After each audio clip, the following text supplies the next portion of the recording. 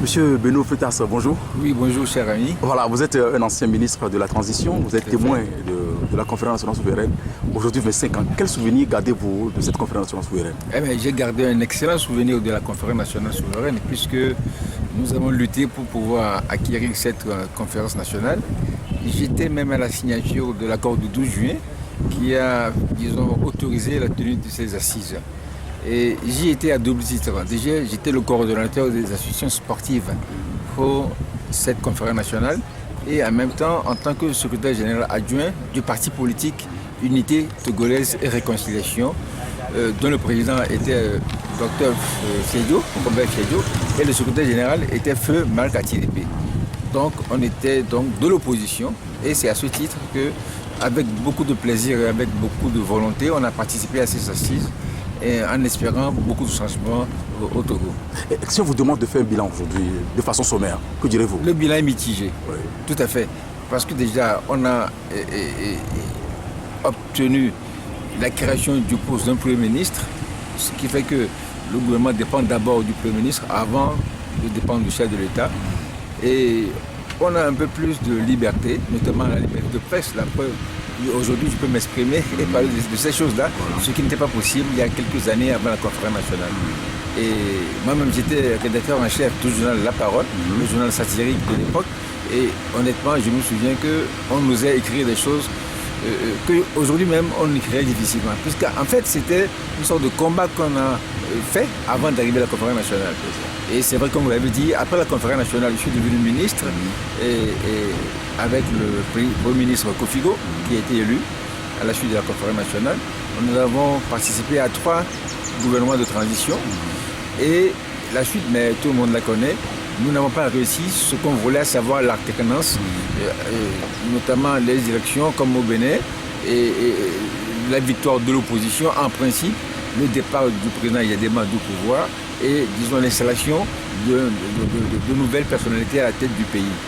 Cela ne s'est pas fait parce que le président Yadema a été très malin, il a résisté à cette vague de contestation. Et bon, c'est à son honneur quelque part parce que c'est la politique en fait. Et malheureusement, il y a eu pas mal de grabuges, comme on dit. Il y a eu des hauts et des bas. Et donc le bilan est mitigé. Voilà, tout ce qu'on peut discuter. Voilà, le parcours a été difficile, très difficile d'ailleurs. Ah, mais oui. Le peuple a été déçu aujourd'hui. Comment est-ce qu'on peut expliquer ça? Que finalement vous n'avez pas réussi à avoir l'alternance politique et la guerre entre l'opposition. Comme je dis, le président Yadema a su résister à cette vague qui était internationale.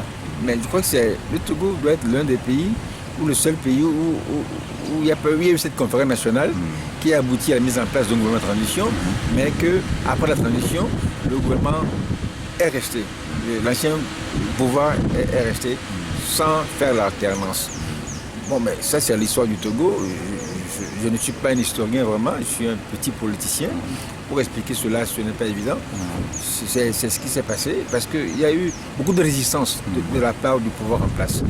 Et malheureusement, il y a eu des malheurs quand même, et beaucoup de casse, comme on dit, et de part et d'autre, parce que c'est pas dans un seul camp. Les gens pensent que c'est seulement l'opposition qui est des victimes. Non, les gens du pouvoir aussi ont été victimes de certains actes des gens de l'opposition. Ce qui fait que, bon, on est en train toujours, on est sur la voie de la démocratisation. Forcément, l'alternance viendra un jour. Bon, c'est à notre rythme, malheureusement. Et quand je compare notre pays à d'autres pays africains où il y a des pouvoirs encore plus forts, comme au Zimbabwe par exemple, eh bien, je me tais, je me dis, bon, de quoi nous plaignons-nous? Mais en même temps, il faut remarquer qu'au Zimbabwe, le président Mugabe a lutté beaucoup contre les Blancs pour acquérir l'indépendance de son pays. Et à ce titre, il a l'impression que ce pays lui appartient. Bon, quelque part, je crois que chaque pays peut expliquer pourquoi ça se passe comme ça. Voilà. Est-ce que vous avez l'impression que l'AMI a joué un rôle vraiment déterminant à l'échec de la transition? Comme dans beaucoup de pays. Disons, en fait, on sait ce qui s'est passé au niveau des... Bon, est-ce que c'est l'armée? On peut dire que ce sont les forces de sécurité. Parce qu'en fait, il y a les gendarmes, il y a la police, il y a les militaires. Donc ce sont les forces de sécurité qui ont protégé le pouvoir en place, puisqu'elles ont été mises en place par ce pouvoir-là. Et je crois que certains ont des intérêts quelque part dans tout ça. Mais dans la vie, on défend ses intérêts.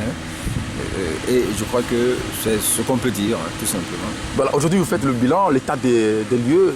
Sur quelle base maintenant vous allez rebondir 25 ans après? Non, justement, moi, j'ai décidé de ne rien dire par rapport à ces assises-là. Ouais. Vous avez eu la chance, vous êtes un ami, c'est pour ça que j'ai accepté d'intervenir et de dire un mot. Sinon, j'ai quitté la salle juste après la séance d'ouverture. Parce que je suis un peu dépressif, surtout sur le plan politique en ce moment.